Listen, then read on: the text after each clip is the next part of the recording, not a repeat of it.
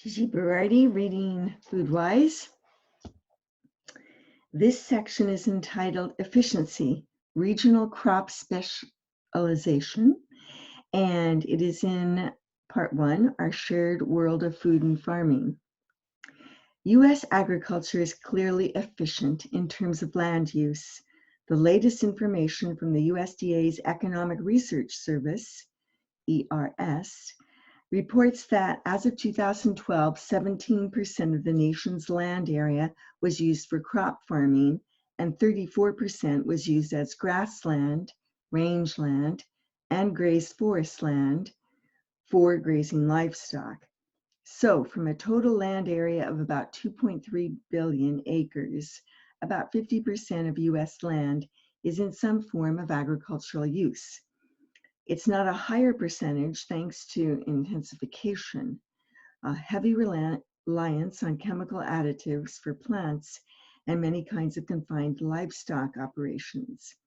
Intensification of inputs and farming methods means more product from a unit of land with theoretically lower cost.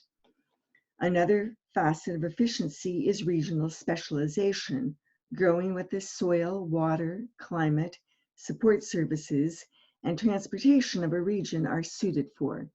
There's a reason why carrots are grown in California and dairy cattle raised in Wisconsin.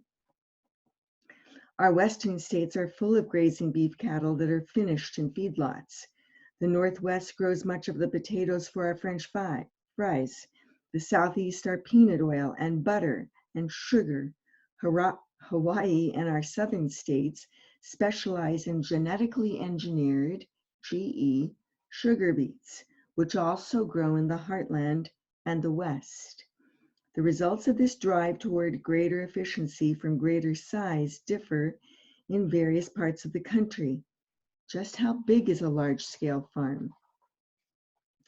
The USDA has its own definitions, but one way to look at this is to consider the average size of a wheat farm in Kansas, a sweet potato farm in Arkansas, a carrot operation in California, or a dairy farm in Washington State.